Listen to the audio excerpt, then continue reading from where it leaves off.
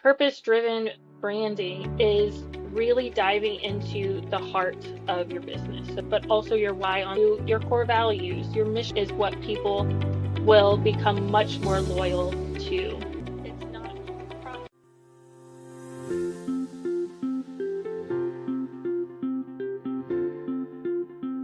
Hello, everyone. Today I'm with Katie from Brand Studio Creative. Katie, thank you for your time. Please introduce yourself and tell us a little bit about your company. Thank you. Happy to be here. My name is Katie Smetherman Holmes, and I am the founder and CEO of Brand Studio Creative based in Dallas, Texas. Brand Studio Creative is a full branding studio, everything from brand strategy to brand identity design, graphic design, as well as website design and development. So we like to provide a full service package to business owners or entrepreneurs that are working on their own brand or their own business enterprise. Awesome. Thank you. Well, listen, let's dive into some questions so that we can get to know you and your company better. So, Yeah, from sounds what good. I've read, so what I've read, you've helped so many entrepreneurs build brands that feel authentic and human. What inspired you to start Brand Studio Creative in the first place? So I always kind of had an inclination. I always had like a small little dream kind of tickling the back of my head where I wanted to start my own business. I once I got into graphic design school, and the program that I specifically went to at the University of Houston was a very well-renowned and regarded graphic design program that really kind of talked you through and taught you how to apply graphic design in a marketing and business strategy type of way. They experienced, they explored a lot of different areas of graphic design also for you to be able to kind of find your niche, find your path, find your passion. And so for me, once I was in the program, I really was drawn to brand identity systems. And so my specialty kind of quickly became how can I, create full service branding in these different intricate brand systems for clients and for business owners. And so um, once I was, out in the world after graduating college, I worked in a few different agencies around Houston. And, some of them, of course, I realized I was like, this is not the path for me. I'm happy I explored it, but this is just something that I am not passionate about. Let me try to find a different path. And so I was fortunate that I was able to work in another marketing agency, and I worked there. It's called Bright Spot Creative down in Houston. They're still around, and they're fantastic. That I was able to work with them for close to 5 years, and I worked closely with the owners of that company. It was two partners at the time, and they were just so helpful when it came to answering any kind of questions as far as how to work with clients, how to reach out to clients, how to kind of interact with not only your team members, but in networking situations as a business owner, how to kind of expand your business. So they were kind of, really instrumental in also helping just kind of that that idea of owning my own business kind of really flourished. And my mother also played a key role. She was just such a creative person by nature that coming home and just, being creative with her just further instilled that I was like, I would love to have my own business and be my own boss.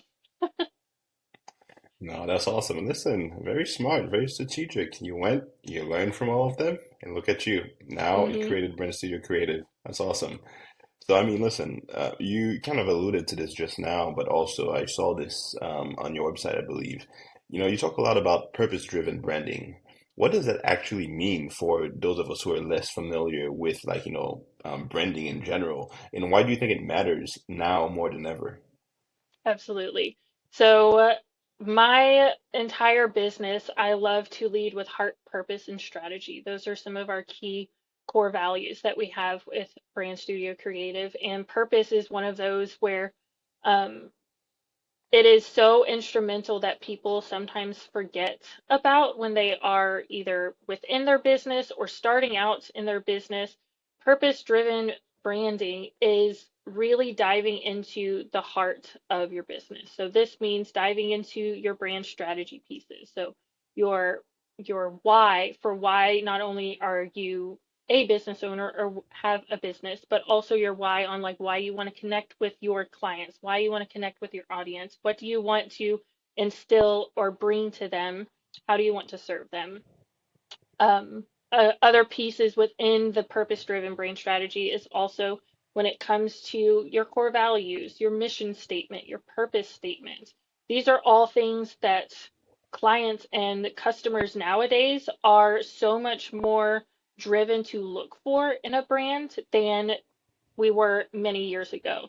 Beforehand, a lot of people they would come to, say a retail business and they would just simply walk and potentially buy on impulse, just by, what the salesperson was maybe selling them or somebody that they were talking to at the counter.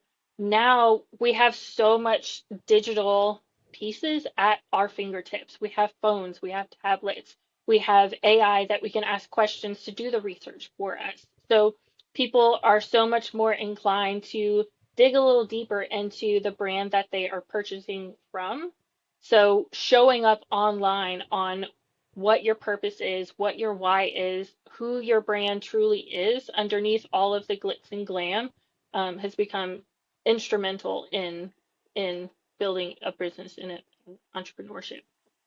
That's, that's I think that's very clever because I never really personally thought of it that way. But you're right. There were a lot of impulse buying after you walked in to a retail store, for example. Oh, this But looks now, cute. Oh, this is kind of funny. Yeah. And then you like purchase it. And then nowadays people are like, oh, this is by that certain brand who is damaging the environment, or they don't pay their hmm workers a livable wage, or are cruel to the workers that are like working for, like people are so much more inundated in that digital space that they're hmm looking for it now. They're much more aware, much more so sensitive pretty, to that.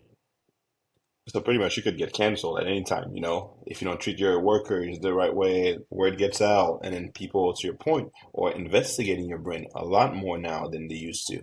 So no, good point. Absolutely. Brand So, loyalty has shifted in what people are loyal about compared to uh, what they found loyalty beforehand.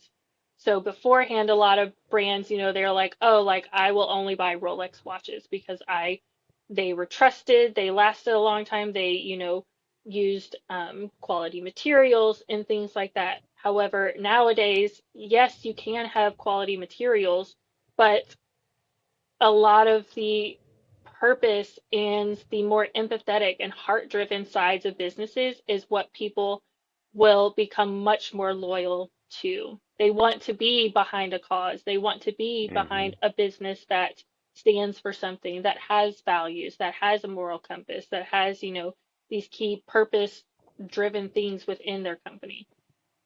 And do you feel like you learned about this in school, or is as you created your own business that you kind of had that deep understanding of what drive customers these days when it comes to branding? So a little bit of both. I think I'm gonna date myself a little bit, but it was many years ago when I was in schooling, and I did get my undergrad just over 10 years ago, and that whole just environment that designers were facing at the time was much different than what marketers are facing nowadays.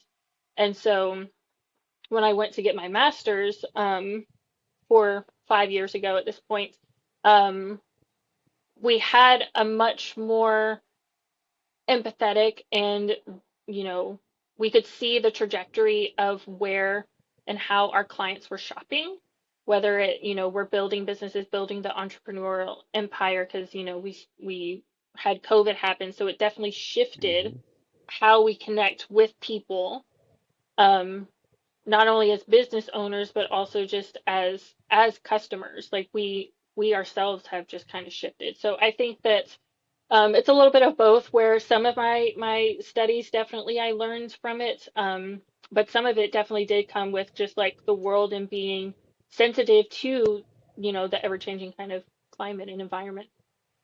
Yeah, no, thank you. Thanks for sharing that. And earlier you were talking about, what what people see in a brand, what drives them to stick to that brand. So that being said, what's one mistake you see founders make when they're building their brand for the first time? So founders, speaking in just like a brand sense, um, not necessarily in like an entrepreneurial type sense, Hmm. that I see is not thinking through the full brand identity, just getting hung up on some of those kind of introductory type pieces. So introductory type pieces could be just a logo or just a color palette, just a typeface, but not really Hmm. spending the time on getting the brand strategy, the brand messaging, getting those core values, your mission statement written so that you can share it with your, potential customers, with your audience. Even how you connect with people, like writing down a strategy and system for whether you're a service-based kind of business or if you are a product-based e-commerce type business, you want to know how, your company is going to interact with those people.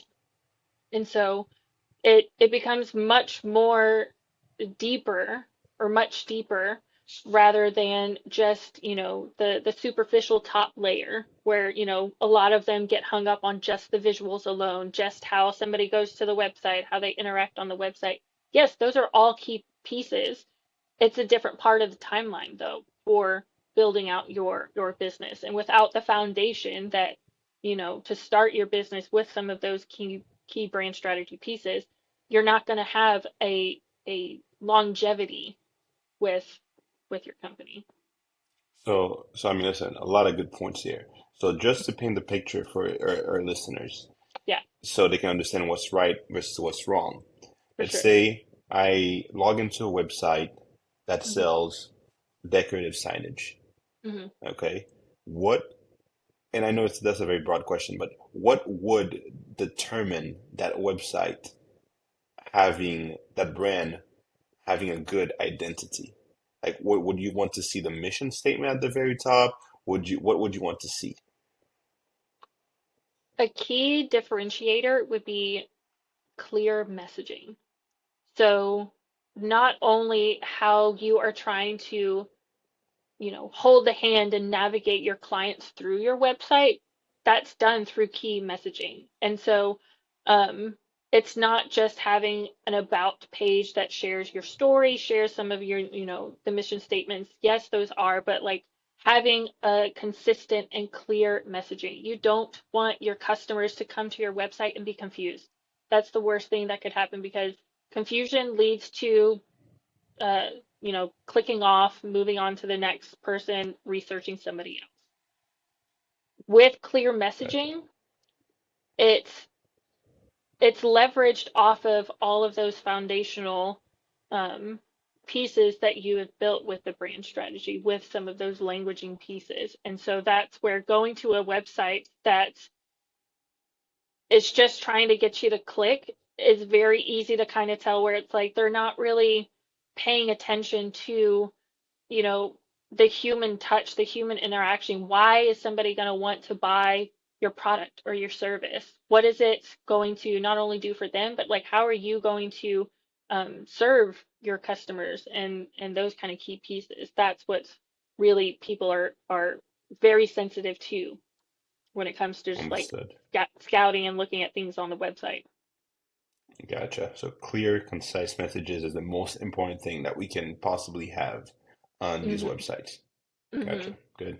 It's one of Okay. the a key first steps that like it really makes a difference. Awesome. And also, I guess clear, concise. It cannot be too crowded. Your eyes cannot be wandering around. It has to be to one Exactly. message. Okay. Gotcha. Good, All clear right. messaging will naturally kind of lead your audience where you want them to go without your audience realizing that that's where they wanted to go in the first place. They'll be like, "Oh my gosh, I Yeah. love this product" by the end of it, and you were the one who was honestly holding their hand the entire time, just secretly and Hmm. silently, I love it. I love it. softly. So that being said, then, when you're designing a brand or website, how do you make sure it still feels personal? You know, even if you're using tools or templates to move faster. First of all, like, is it pretty common practice to use like pre-made templates that you massage to make it specific to that brand, or how does that work? So it all depends on kind of the project brief, the client brief, sometimes like the timelines and the budgetary, restraints that you might have. Things that are much more customized and hand illustrated, hand designed. Um, those obviously it takes more time, which means that typically the budget is a little bit higher on those types of projects. However, you know, you can still utilize some of the tools in some of like the early design stages or early kind of implementations, like when it comes to websites or brand advertisements or building like that. You can leverage some of those kind of grid structures or pre-made templates and massage them in a still unique way because sometimes the grid structure is correct and it just needs a fresh face that really, Hmm. connects with the brand that you're trying to build.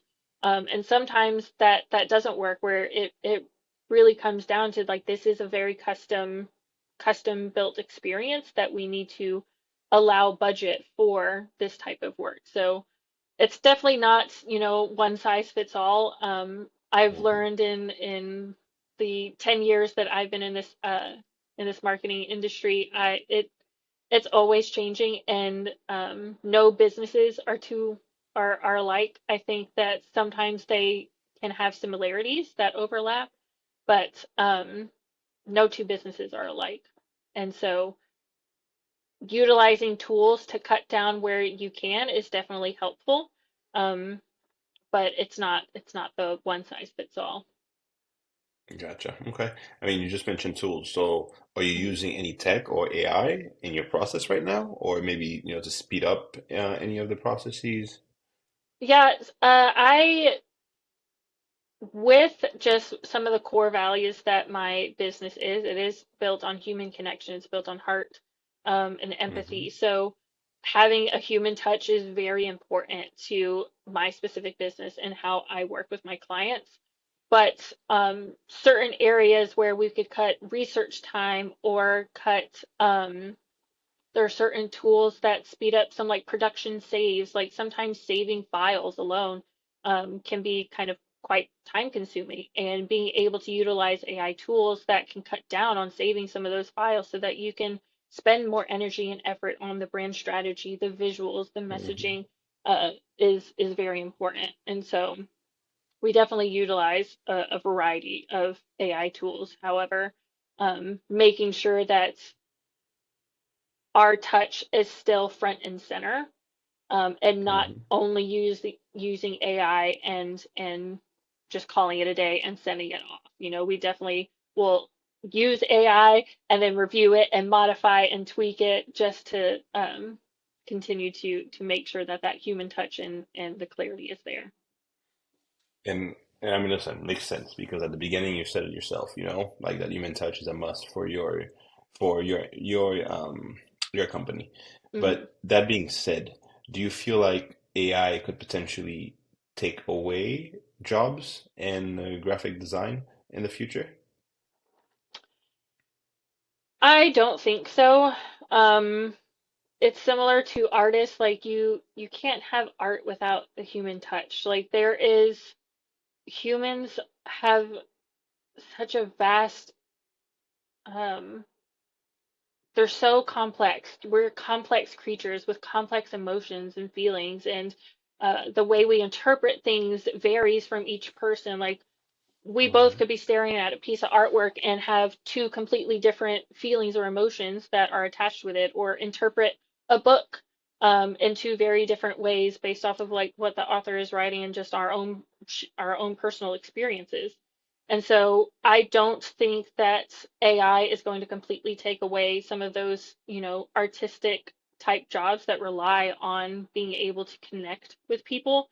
I do think that our jobs might shift a little bit, and some of our workflow and some of our production kind of practices definitely are shifting currently as we're working. As you heard, sometimes like being able to save a multitude of files with certain AI scripts is really handy because then again we can focus on the human side, the human connection that we want to focus on, and utilizing the tools just to work on just production pieces that we need to cut time and budget on. And so I Yeah. think it definitely is just it's going to be a shift for a lot of us in this industry. Yeah, I mean, listen, I'm sure a lot of listeners who are in this space will be happy to hear that, you think that the jobs will be safe because the need for that human touch. So, listen, I'm It's a personally happy scary thing to hear to as well. say and see, but I'm not going to stop doing what I do. AI definitely, I'll find the tools as it works with my business and aligns with my core values, but I'm so passionate with what I do. I love what I do. I Yeah, wouldn't that's want awesome. I even if AI could do what I would want to do, like I still want to do it, like that's kind of the thing where it's like I want AI to help with other, you know, things of the business that I don't necessarily Hmm. enjoy. So the operational stuff, yes, AI can help, but the creative Exactly. aspect, that's all you. Creative, I love connecting it. with my clients, chatting with my clients, like no, I love it. Yeah, I mean, listen, and earlier you mentioned books. I did see that you've also written and contributed to several books. So what has publishing done for you, your business or even like, your personal brand? Thank you. Yes. That has been a journey the past few years that has been kind of a new journey of mine. I grew up reading books. Like my parents were avid readers, so they would read chapter books to us at night, and we would continue the books. And then whenever we would go on family vacations, we would each have a book, or we would there was a lot of vacations where Harry Potter was coming out, Mm. and we listened to the books on tape by Jim Dale, I believe is um, the voice actor for it, and he's Hmm. fantastic as far as like a narrator, voice narrator, because he did all of the characters, absolutely insane. So my passion for books has always been there. I tend to enjoy fantasy and more, out of this world type books. Just, it's that creativity part of my brain. And so I had a couple years ago one client that I was actually working with. It was a publishing house, and Hmm. I had mentioned to the owner, because I was working close side with the owner, that I was like, hey, I think I may want to write a chapter in one of your books, because they were all real stories by real people. That were like personal stories, not fiction stories, and each book kind of had a dedicated theme. So my book that I ended up being on was called Ignite Your Wisdom. It was fantastic, and when I had told her that, I was like, yeah, I'm just thinking about it. She was like, cool, you're going to be in the next one. And so like it happens super fast and kind of sporadically, but like the whole journey of that writing, and again, the publisher was absolutely great to work with. Um, that definitely kind of like sparked it, where this year, um, with just like certain things kind of like happening, last year was wedding year for me, so that was just, Congratulations. thank you. So this year, it's much more business centered, and I was like, I think I kind of into the universe. I was like, I think I kind of want to write another book. Like that might be something I'm interested. Hmm. Sure enough, within that week, somebody that I connected with on Facebook was like, I want you in my next book. And I was like, hey, let's chat. What? And so that was absolutely great. So my second book came out in May of this year, called Limitless Leadership. It is a book solely with other female entrepreneurs and founders in that book, kind of discussing uh, different strategies and different ways to kind of utilize your leadership, in a feminine touch kind of way. And it is just absolutely fantastic. And I actually, a little bit of a spoiler, I have another book coming out later this year, and so it's just writing has untapped like this unique kind of side that I never knew that I could enjoy so much, but I'm kind of just seeing where it goes. So I love it. I love it. Listen, hats off to you. Thank you. Graphic designer, writer. That's awesome. And I Thank mean, you. listen, you just mentioned it. You work with a lot of women with on some of these books. Hmm. So you also work with a lot of women-owned businesses. Is that correct? Yes. So what's something you wish more women knew when it comes to branding or showing up online? Don't be afraid.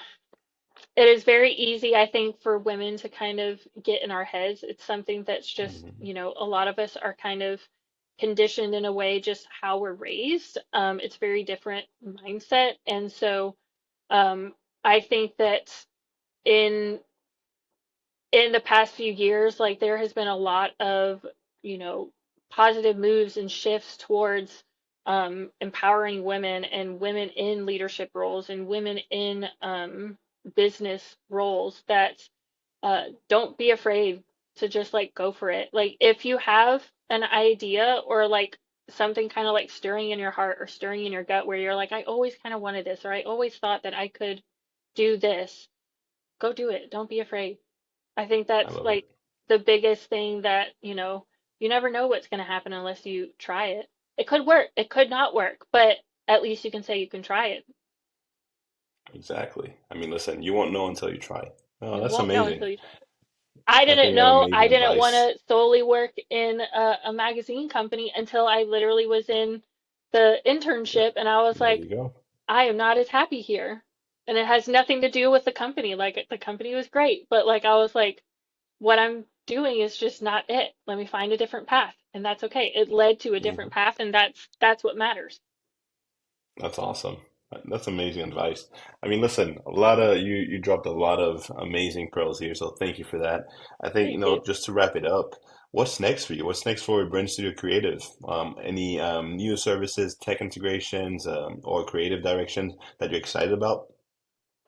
Yeah, so what's coming up for Brand Studio? As you heard, another book will be coming out later this Hmm. year, which is very exciting because, again, that's another one with other female leaders that they are just breaking molds and becoming unbreakable. It's going to be fantastic. And Awesome. for Brand Studio Creative, we are continuing to grow and expand not only our clientele but also our team members. And so that is looking up not only for the rest of the year but into next year as well. That's awesome. Congratulations, Katie. Thank you. And I think for lastly, for our listeners, do you have any specific industries that you work with, or how many have you worked with previously? Tell us more about that. Yes, so I that's one thing that I absolutely love about having a marketing agency or a brand agency instead of being an in-house designer just for me personally. I love working and learning about different industries. And so currently, I just did the math the other day. I have had in Brand Studios time, I have had over 85 clients that I have worked with and helped, and I have worked in over 25 industries. I would That's love to keep awesome. it growing, just because again, like I love learning about different people and their businesses, but also just different industries and how they work. It's fascinating. I mean, regardless of the industry, creativity is a must, right? So Absolutely. it will spark new ideas, it will spark new discoveries. So no, that's Absolutely. awesome. Well, listen, Katie, thanks again for your time. It was a true pleasure having you here on Brightline AI, and I definitely hope to stay in touch. Yeah, thank you. It's been an honor, and we'll definitely stay in touch. Awesome.